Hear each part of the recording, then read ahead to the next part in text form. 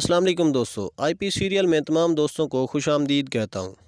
دوستو، خلافت عثمانیہ کا دور ہماری اسلامی تاریخ کا وہ سنہری دور ہے جو اس بات کی یقین دہانی کرواتا ہے کہ مسلمان ایک بار پھر پوری دنیا پر اپنے آباء و اجداد کی طرح حکومت کر سکتے ہیں۔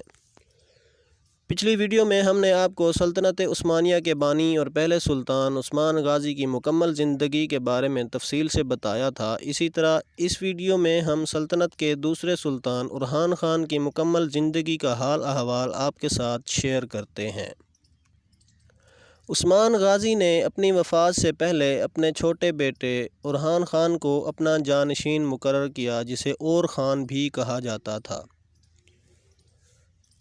جس وقت اورحان خان 42 سال کی عمر کے تھے اس وقت ان کو جانشین مقرر کیا گیا، جبکہ عثمان غازی کے بڑے بیٹے علاء الدین نے دینی علم حاصل کرنے اور درس و تدریس میں اپنا زیادہ تر وقت گزارا تھا اور وہ حکومت کرنے میں کوئی دلچسپی نہ رکھتا تھا۔ بہرحال عثمان غازی کی وفات کے بعد اورحان خان غازی نے سلطنت کو بھائی کے ساتھ تقسیم کرنے میں آمادگی ظاہر کی، لیکن علاء الدین نے اپنے باپ کی وصیت اور اپنی طبیعت کو مد نظر رکھتے ہوئے اس سے انکار کر دیا اور اپنے بھائی اورحان خان کی خواہش پر صرف انتظامی امور کی ذمہ داری قبول کر لی۔ اس طرح وہ سلطنت عثمانیہ کے پہلے وزیر خزانہ بھی بنے اور اس کے علاوہ سلطنت عثمانیہ کے وزیر اعظم کی ذمہ داری بھی سنبھالی۔ وزیر اعظم بننے کے بعد علاء الدین نے 3 چیزوں پر بہت توجہ دی، جس میں کرنسی، لباس اور فوج شامل تھے۔ اگرچہ سلجوق کے سلطان علاء الدین نے عثمان کو اپنے نام کا سکہ جاری کرنے کی اجازت دی تھی، جب اورحان خان کی تخت نشینی کی تقریب ہوئی تو تمام اشیاء کوچک میں صرف سلجوقی سکے رائج تھے۔ اب علاء الدین نے بادشاہت کے اس امتیاز کو اختیار کیا اور اسلامی سلطنت عثمانیہ میں اورحان خان کے نام کے سکے رائج کیے۔ لیکن علاء الدین کا سب سے بڑا کارنامہ یہ تھا کہ اس نے فوجی قوانین و ضوابط رائج کیے اور پہلے سے موجود قوانین میں اصلاحات کیں، جس سے سلطنت عثمانیہ کی دولت و طاقت میں ایک دم بہت بڑا اضافہ ہو گیا۔ اس سے پہلے ارطغرل غازی اور عثمان غازی کے زمانے میں عثمانیوں کی کوئی پراپر فوج نہ تھی، بلکہ ایک رواج تھا کہ جب کوئی لڑائی یا جنگ کا خدشہ ہوتا تھا تو اعلان کیا جاتا تھا کہ جو شخص لڑائی میں شریک ہونا چاہے وہ بتائے گئے ٹائم پر بتائے گئے مقام پر حاضر ہو جائے، اور اس طرح یہ رضاکار جنگجو مقررہ وقت پر بتائی گئی جگہ پر جمع ہو جاتے تھے اور لڑائی میں حصہ لیا کرتے تھے۔ جنگ ختم ہونے کے بعد سب واپس چلے جاتے تھے۔ ان سپاہیوں کی کوئی تنخواہ بھی نہیں ہوتی تھی، بلکہ جمع شدہ مال غنیمت ہی ان میں تقسیم کر کے انہیں معاوضہ دیا جاتا تھا۔ اس کے علاوہ ان کی کوئی پراپر وردی بھی نہیں تھی۔ عثمان غازی کے دور حکومت تک تو یہی نظام چلتا رہا، لیکن اس کے بعد سلطنت کی توسیع اور اس کے استحکام و حفاظت کے لیے یہ رواج دیر پا چلنے والا نہ تھا اور ایک پراپر فوج اور اصول فوج کی ضرورت محسوس ہونے لگی۔ یہی وجہ تھی کہ علاء الدین نے تنخواہ دار سپاہیوں کی ایک فوج تیار کی، جن کو پیادوں کے نام سے بلایا جاتا تھا، جو کہ 10-10، 100-100 اور 1000-1000 کے دستوں پر مشتمل تھے۔ وہ تجویز جو علاء الدین نے دی تھی وہ یہ تھی کہ 10 سے 12 سال کے فوجی ہونہار نوجوان ایک بڑی تعداد میں بھرتی کیے جائیں اور پھر باقاعدہ فوجی تعلیم دے کر ان کو ایک مستقل فوجی بنایا جائے جو سلطنت کی خدمت بھی کر سکیں اور اپنا گھر بھی چلا سکیں۔ اورحان خان کو یہ سکیم پسند آئی اور اس نے 1000 نوجوان کو منتخب کر کے ان کو پراپر فوجی تعلیم و تربیت دینی شروع کروا دی، اور دوسرے سال 1000 نوجوان اور بھرتی کیے گئے، اور اسی طرح یہ بھرتیوں کا سلسلہ 3 صدیوں تک مسلسل جاری رہا۔ اس نئی فوج کا نام ترکی زبان میں ینیچری یعنی نئی فوج رکھا گیا۔ ینیچری کے علاوہ علاء الدین نے باقی فوجیوں کی بھی مختلف تنظیمیں بنائیں۔ اب تمام پیادوں کو مستقل طور پر تنخواہیں بھی مل رہی تھیں۔ پیدل چلنے والی فوج کا بھی ایک دستہ بنایا گیا جو کہ بہت جاں باز فوجی تھے، جنہیں نہ تو پیادوں اور یعنی چری کی طرح تنخواہیں ملتی تھیں اور نہ ہی مال و متاع۔ یہ ایسا جنگجو دستہ تھا کہ میدان جنگ میں یہ دستہ سب سے آگے آگے ہوتا تھا اور ہر آنے والے دشمن کے پہلے حملے کے آگے دیوار یہی بنا کرتے تھے۔ جب ان کے لڑنے کی سکت ختم ہوتی یا پھر ان کے بھاگ جانے سے دشمن کو اپنی فتح کا یقین ہونے لگتا تو اچانک سے یعنی چری ان کے سامنے میدان میں آتی اور جنگ کا نقشہ بدل کر رکھ دیتی تھی۔ نائکومیڈیا اور نائسیا کی فتح۔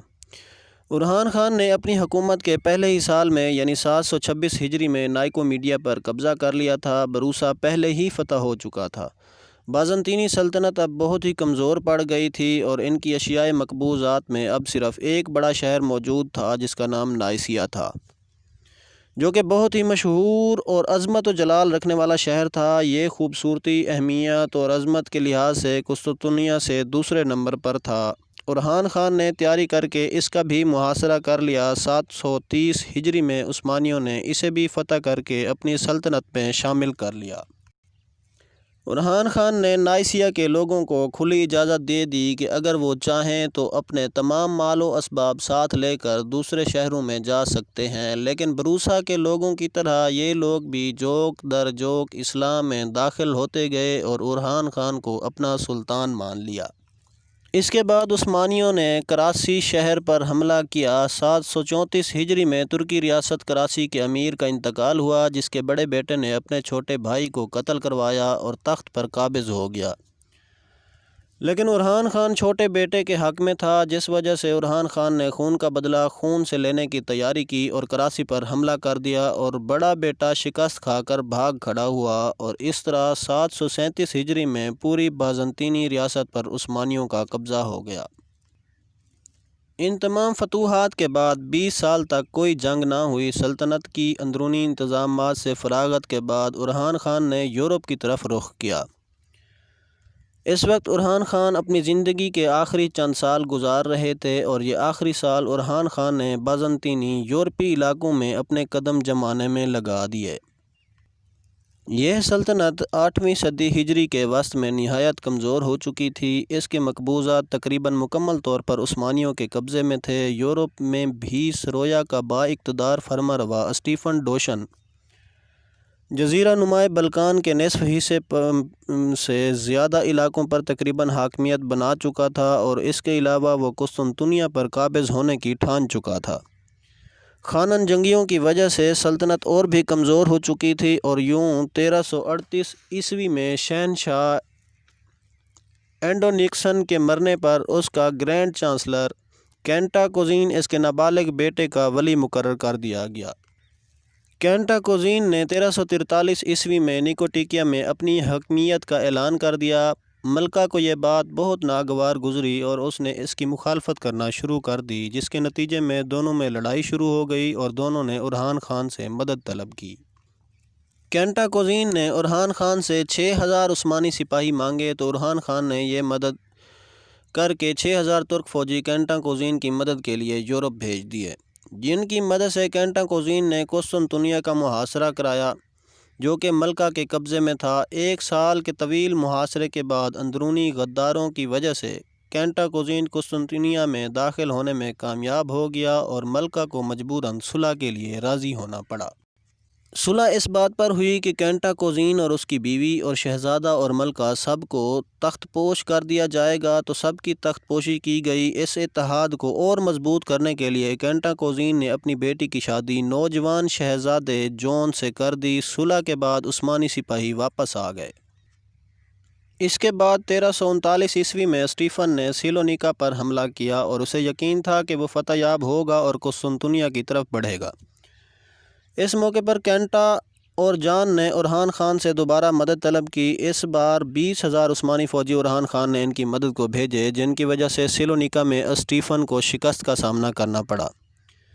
جنگ کے خاتمے پر عثمانی سپاہی پھر واپس آ گئے۔ کینٹاکوزین ملکہ اور جان شہزادے کو تاج میں شراکت دار زیادہ دنوں تک برداشت نہ کر سکا اور 1353 عیسوی میں اس نے حکومت کے تمام اختیارات سنبھالنے چاہے۔ جان اس کا مخالف تھا۔ کینٹاکوزین نے اورحان سے پھر مدد کی درخواست کی اور اس کے معاوضے میں یورپین شہر کا ایک قلعہ دے دیا۔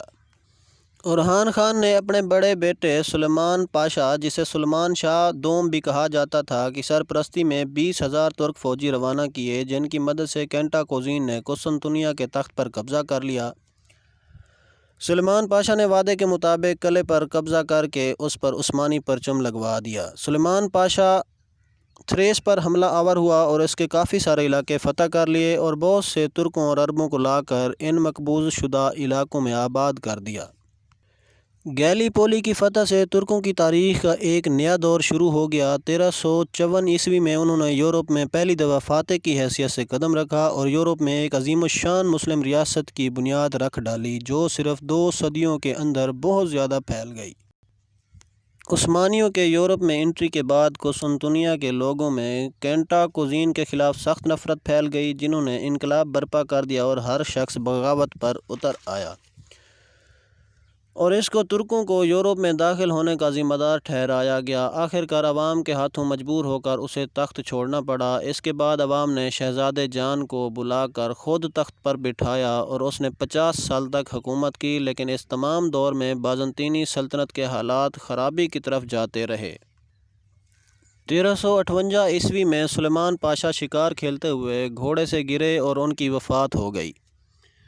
یہ وہ شہزادہ تھا جو فن سپاہ میں اعلیٰ، سپہ سالاری میں بے مثال اور عثمانی خاندان کا تمام اعلیٰ اوصاف رکھنے والا سپوت تھا۔ اورحان خان کو اپنے اس بیٹے کی وفات کا سخت صدمہ ہوا اور دوسرے ہی سال اس کا بھی انتقال ہو گیا۔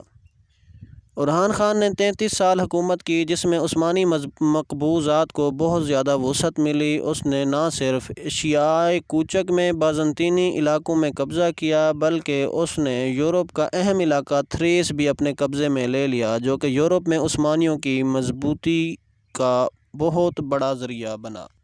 امید کرتا ہوں تمام ناظرین کو میری یہ ویڈیو پسند آئی ہوگی۔ اگر آپ کو میری یہ ویڈیو پسند آئی ہے تو پلیز میری ویڈیو کو لائک کر دیں اور اپنے اس چینل IP سیریلز کو سبسکرائب کر کے بیل کا آئیکن دبا دیں تاکہ میری تمام آنے والی ویڈیوز آپ تک پہنچتی رہیں۔ شکریہ، تھینکس فار واچنگ۔